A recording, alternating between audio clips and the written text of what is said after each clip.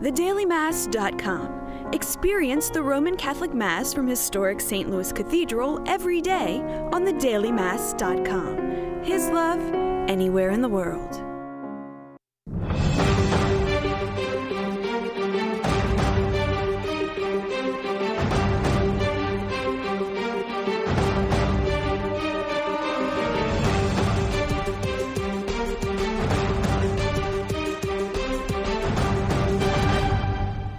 Good evening, I'm Sarah McDonald. And I'm Jason Angelette. Welcome to Issues in Faith. Well, I want to take this opportunity to remind our viewers to please check out our NOLA Catholic blog, NOLA Catholic. We are doing some awesome things. We have some awesome contributors doing a variety of topics. This week, Sister Judy Gamillo wrote about spring in City Park and Praise finding God in the little things. So I really want to encourage our viewers to take part And in how that. Can they find out if they're not familiar? It's a WordPress blog, so it's just, you can search NOLA Catholic if you go to WordPress, and it'll come up. You can also link to it from our website. Fantastic.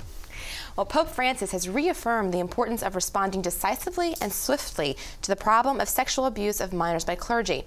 In a statement from the Vatican, the Pope asked the Congregation for the Doctrine of Faith to continue promoting measures that protect minors and to provide help for those who have suffered such violence in the past. He also stressed the importance of following the necessary procedures against those found guilty and upheld the commitment of bishops' conferences throughout the world in formulating and implementing the directives so important for children's safety and the Church's witness and credibility. The Pope also assured victims that they had a very special place in his heart and in his prayers. When hundreds of thousands of young Catholics gather with Pope Francis in Rio de Janeiro this summer, reflections on safeguarding the environment will be part of the program. Like earlier editions of the World Youth Day, the July celebration in Rio de Janeiro will include morning catechetical sessions and afternoon cultural events. World Youth Day 2013 is scheduled for July 23rd to 28th of this year. On Saturday, April 20th, the Archdiocese will host its annual Day of Adoration for Vocations at Notre Dame Seminary. The event will begin at 8:30 a.m. with Mass and close with benediction at 4 p.m. There will be group prayer and silent reflection throughout the day, as well as the opportunity to receive the Sacrament of Reconciliation. All are welcome. For more information, call the Office of Evangelization and Eucharistic Renewal at 504-482-8010. Also on April 20th, the Archdiocese is presenting a Family Fun Day featuring the Imagination Movers in concert at 1 p.m. at the Punch Train Center in Kenner. The event is part of the ongoing program for the Year of Faith and Family. Tickets are available through Ticketmaster or the Punch Train box office. For more information, please call the Family Life Apostolate at 504-861-6243. At St. Margaret Mary in Slidell, there is an interfaith ministry to offer help, healing, hope, and support to anyone who is afflicted with or affected by addictions. Jason sits down with the ministry coordinator, Deacon Louis Bauer, to learn more.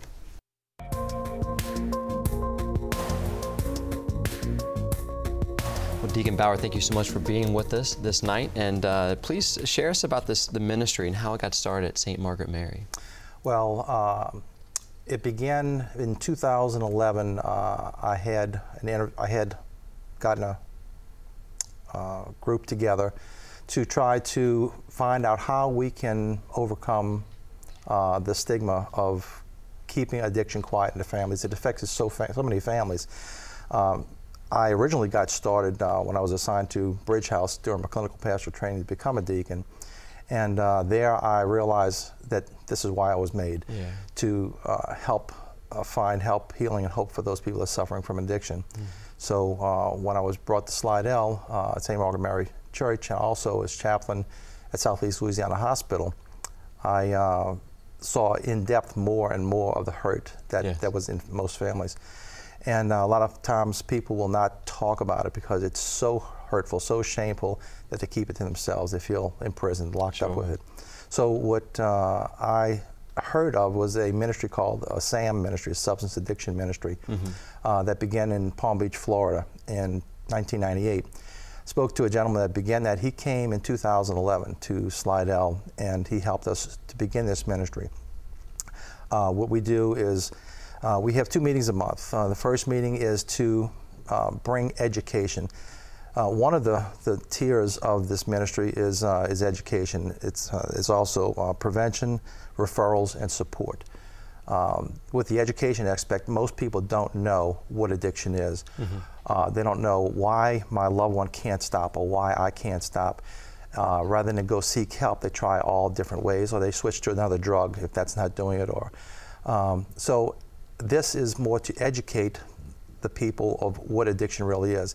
It has helped so many loved ones because they can't understand, why is it that my wife, my husband, my children, my father, whatever, why is it they doing? Why they continue doing what they're doing, knowing it's killing them? Right. So I bring in the education, and there's so many aha moments. So that's why. So it's a brain disease. It is a disease just like heart disease and diabetes. Both of those are treatable, and addiction is treatable as well, but you have to seek treatment. So you really, I mean, this is not just for someone who's in the addiction themselves, but also for someone who's been affected by these addictions, correct? Exactly. It's for both. There are programs out there like Alcoholics Anonymous and Al-Anon. The Alcoholics Anonymous, of course, are for the people that are in the addiction themselves, to have that support for themselves. Al-Anon is for the family members are trying to understand what's going on and to cope with it. I didn't want to recreate what's already working. So I'm trying to fill in a void for both the afflicted and the affected members of our parish and society. I just see this as, each week during the family prayer, we pray against violence and murder. And how many prisons are filled with people that have gotten there because of some form of addiction? That's right. So I saw this as a healing for the family as well as society. I mean, that's something that you're talking about, like this, the impact that addiction can bring onto a person's life, into their family, into their community. How important is it for someone to I don't know, to ask for help in this area? They think that they can kind of hold on to it, or they kind of stuff it, or they say, well, I'm not hurting everybody, I'm just hurting, maybe myself, and I'm okay with that. That's exactly right. That's what they say, I'm just hurting me. And that's part of the lies that Satan gets in our head. Well, you can't tell anybody, this is too shameful. You have guilt, shame, fear, and all these things keep us in prison, just like the gospel we heard this past week. Yeah. I mean, how do you get people to make that step forward, though? Like, who's in this web of lies, who've convinced themselves, I'm not hurting anybody else, just myself? Well, the hardest part is the first step. And the first step is basically saying, I have a problem. They don't want to admit it. Their family members have been telling them for a long time, and it's just well, no, I don't have a problem. I can stop anytime. I just choose not to, or I don't know how to, or I'll go through withdrawals. So they have the fear of the withdrawals, and everybody's got something. I got this kind of a thing, Right. And the unfortunate thing is that you'll hear everywhere that in those cases they have to hit a bottom. And those of us that love them don't want to have to see that happen, but it has to happen sometimes. Hopefully they don't hit a bottom whereby they lose their life. They may hit a bottom and realize, okay, I have a real problem. Then they recognize it, then they hopefully seek the help, or they're more open to seeking the help. Well, what's the long-term vision goal for the ministry? What I would like to see, since I began this in 2011 at St. Margaret Mary, is to have one parish, at least in every deanery, that can have clusters over the parish. They can come to have a place where people can find acceptance, find education, and help, and the help and the support, and just having the support of others, other family members. Like, you've gone through this. How do you deal with it? How do you handle it? And not that anything is really answered, other than the fact that I'm not alone, and that's the big thing. I am not alone, and it's like a weight lifted off of them. Maybe nothing has changed other than the fact that their perception is like, I'm not dealing with this by myself, and I'm seeking help. And it's been such an amazing benefit or gift that has been given to them when they found this. Well, there's an orientation program coming up. Can you tell us about that? This is, I've done one of these before. It's called a SAM Information Night, Substance Addiction Ministry Information Night. I have, over the last 2 years, each month we had speakers come from many different places. We've had Slidell Addictive Disorder Clinic, Truth 180, Townsend. We've had psychologists come. We have DEA agents come. We've had therapists and counselors come and talking to us about their aspect of addiction. And they usually always bring one other little facet that the last person didn't. They come tell us about the treatment places that they are in or running, tell them about the programs that they have or what it is they have to offer. And I have spiritual directors there from the Archdiocese of New Orleans as well, to get everybody in one place. In fact, the one is coming up on April 16th, Tuesday night of this coming week. I have 15, I think maybe 16 of these professionals going to be all in one place, where they'll have a table with their brochures and information, but I'm going to have a panel, and they will introduce themselves, what it is, who they are, their credentials, what it is they have to offer. And to get the word out like we're doing now to the people that are out there, it's like, I don't know what to do. I don't want to make that first phone call to get a therapist. I don't want to go to a first AA meeting alone. But you know, maybe I can go to church and sit and listen, and I might be able to meet somebody, take a brochure, get a phone number.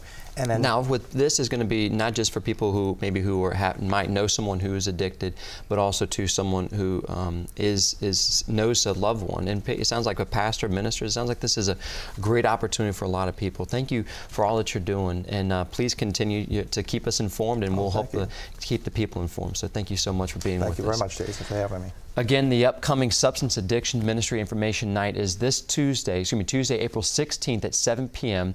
at St. Margaret Mary Catholic Church Evangelization Center in Slidell. For more information, please email sam.slidell@yahoo.com. This is Issues in Faith on LAE.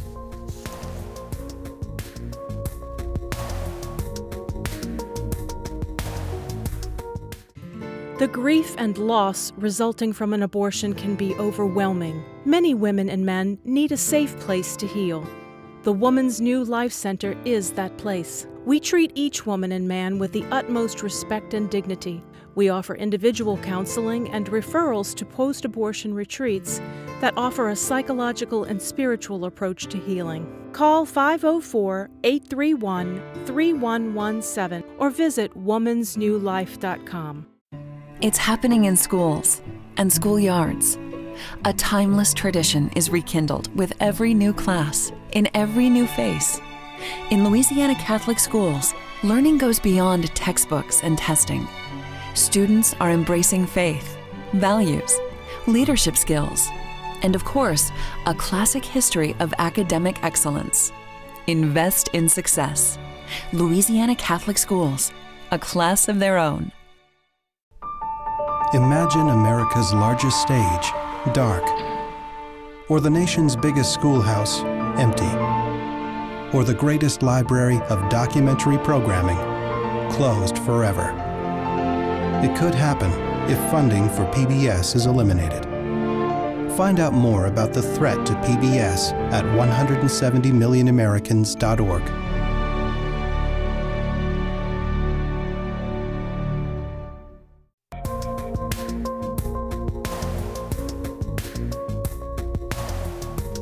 The Steamboat Natchez has lent its support to the Archdiocesan ministries on many occasions, including hosting benefit galas aboard various ministries of different types.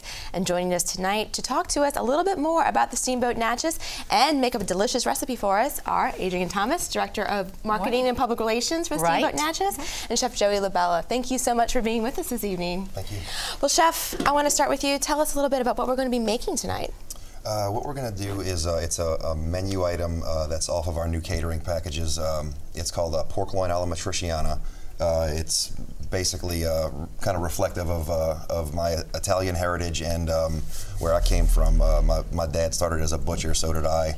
So you know, it's a very Italian meat-centric preparation. It's good to know your ingredients when you're making dishes. Yes, the pork loin is filled with rehydrated porcini mushrooms, artichoke hearts, sun-dried tomatoes, and apples. And then the sauce, the alla matriciana, is very simply crushed cherry tomatoes and bacon.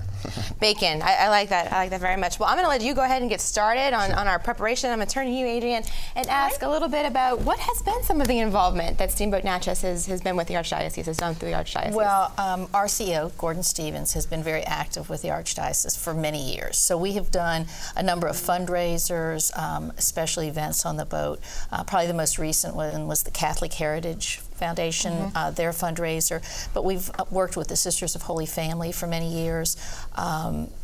we've done numerous other fundraisers and programs, Women's New Life Center and a few others like that. Right, and to make a very direct connection to what we're doing tonight, I know you've had a relationship with Cafe Hope as well, which has been our guest a number of times. Oh, good, here in our yes, kitchen. yes. So. And that's what we try and do, is work with organizations throughout the city, especially the ones with the Archdiocese, to see if we can help better, whether it's children's lives, seniors' lives, or just the culture of Catholic fellowship from here on. Well, and it's such a big part of New Orleans history and New Orleans tradition, and the Archdiocese and Catholic Charities are always trying to do things to help everyone in the city to improve the community. So I like the partnership. I think it's a very good way to be a good corporate citizen. It very much so, and we think it benefits our staff as well, getting this opportunity to try and give back to others. Very good. Now, Chef, you're starting the burner, so we're going to start hearing some sizzling probably very soon. Yes.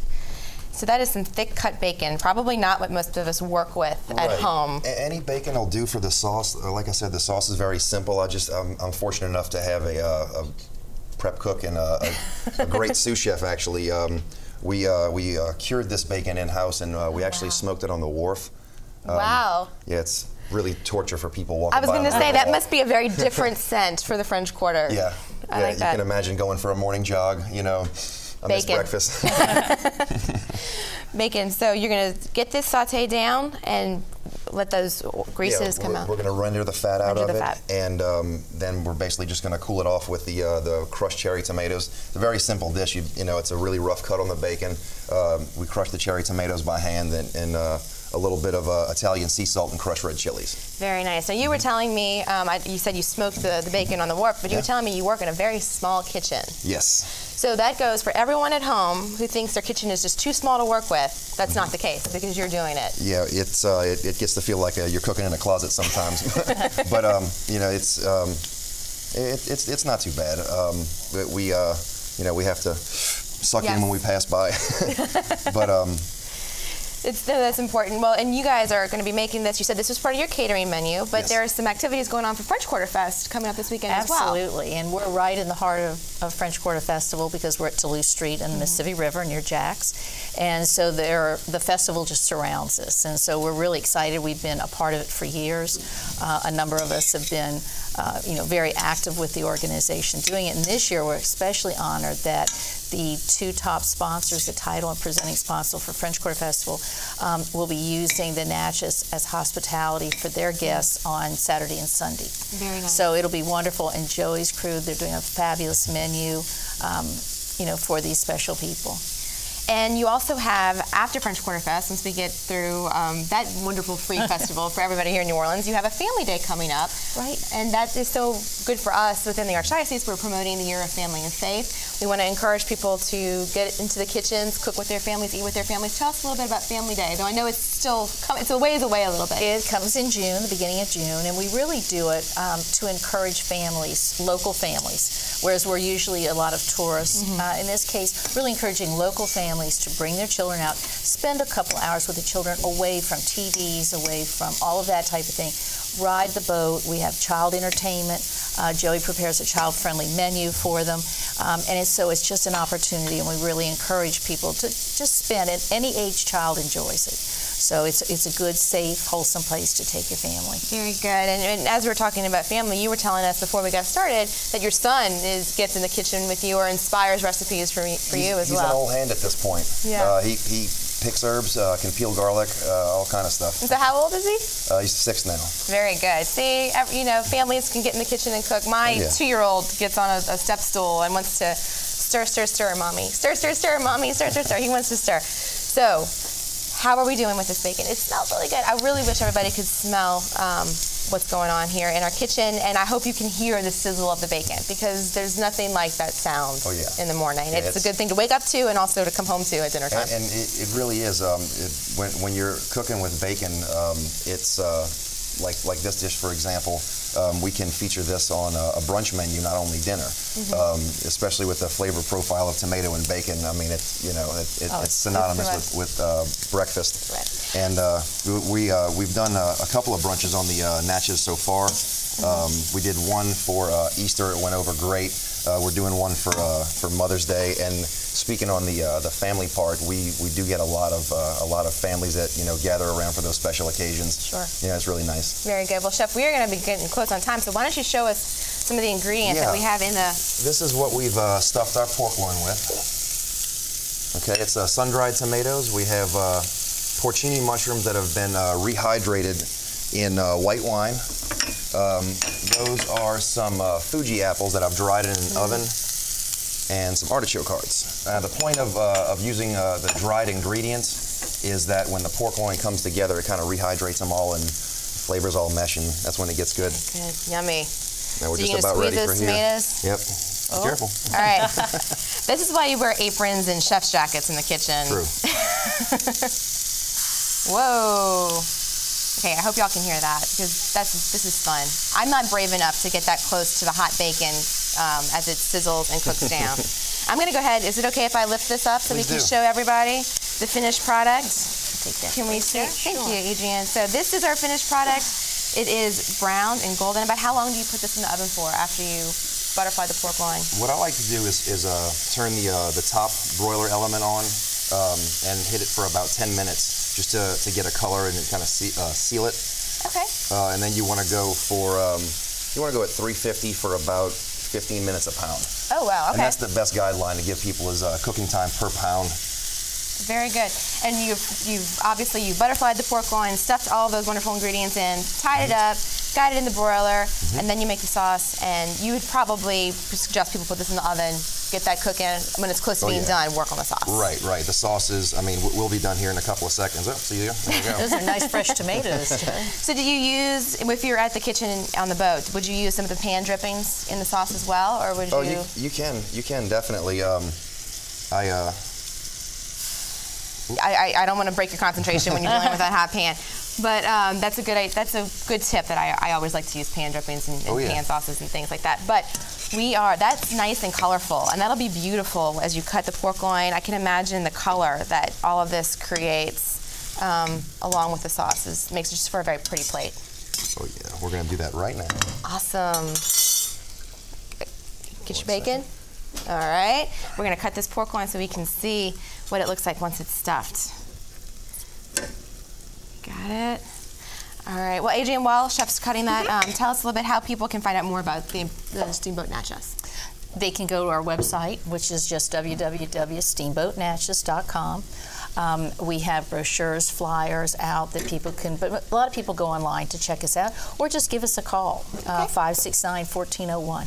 Very good. All right. And as Chef cuts that twine and cuts that piece of pork loin, we are going to feast with our eyes because you can't feast with through flavor at our home viewers. So we're gonna let you feast with our eyes, and then we won't eat in front of you. So we won't make you feel too bad about missing out on this delicious dish. And what we'll do is get a nice square cut for the plate.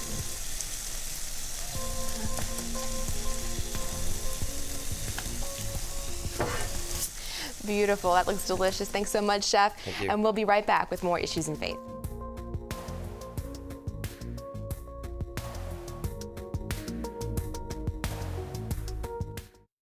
I'm here today inside historic St. Louis Cathedral, a place where WLAE has broadcast the daily Mass for more than 25 years. A recent PBS ruling ensures that this valuable service will continue on WLAE for those looking for daily inspiration, and for the many who are homebound or in our area hospitals who can't attend Mass. But in order to continue to provide the Mass every day, we need your financial support now more than ever. I'm asking you to please consider donating today. We have numerous partnership opportunities available.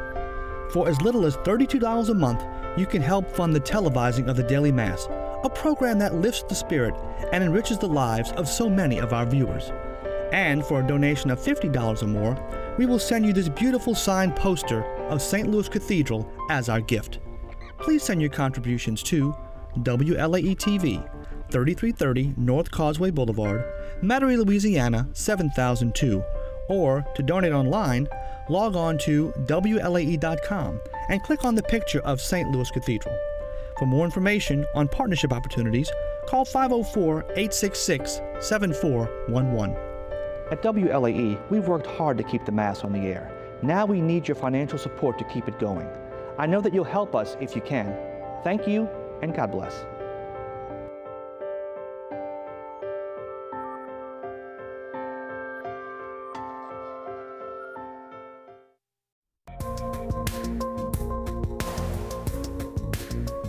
"90 years ago, the Notre Dame Seminary was fine and new and sparkling, welcoming those who would be priests. But after all those years since, it was a lot more impressive from the outside than it was from the inside. That is until a generous donation from a well-known local couple helped change all that." Janet Gross has the story. How are you? Tom Benson. Tom and Gail Benson are taking the tour of Shaw Hall, seeing what their $7 million donation has done for the halls and hearts here at Notre Dame Seminary. After decades of use and trying to make do, the seminarians' quarters were falling below par. A lot of the walls are in disrepair with either holes or even mold intrusion to the walls and dealing with the moisture problems. The bathrooms were elevated. You can tell they've been modified since the 1920s. And you still had outlets from when they used to run natural gas to the rooms for lighting. It was heard that one of the previous archbishops thought electricity would just be a fad. The humidity, there was mold and mildew all throughout the building, so we needed a whole new heating, air conditioning system for health reasons. With that, each seminarian's room was gutted and completely put back together, refurbished and renovated, hardwood floors, getting all new windows. Despite the rundown conditions, they really didn't ask for help, but they did mention it to the Bensons when the couple was visiting a seminarian. Come upstairs and see how we live. No, that's okay. Okay, I'll take your word for it. Well, he took their word and took on the cause. They changed the way things were. Usually when you have projects like this, you have to go out and find people to be generous. But they literally came to me and said, "We want to help." They were so sincere and about becoming priests and everything. It was just very impressive, you know. And they said, you know, even living like we do, we still want to become priests, but it could be a lot better than we are, and they were right, too. Their gift to help is more than money. They're also putting together a campaign for Phase 2, improvements in the adjacent hall. It sure looks nice right here, I'll tell you. Hey, guy wouldn't mind moving in here now. And now the rooms have this nice wood floor below that was covered up by this carpeting. And so now it's been helped with allergies. Allergies and mold was another big concern with the guys as they moved in here. And now it's brighter, lighter, and just generally better for studying, praying, and living. Notre Dame has a high-quality priestly formation program, one of the best in the United States. So the quality of the facility of the campus and of the buildings, that was something that had not been addressed for a while. So what we're really doing is upgrading everything to a point where we can respect the quality of the seminarians, the quality of our formation program, the quality of our faculty. Each seminarian wanted to thank them for making things nicer here, for being an answer to a prayer. As we know, the real meaning of stewardship is that we realize that everything that we have and everything that we are comes from God, and God does expect us to be good stewards of those gifts.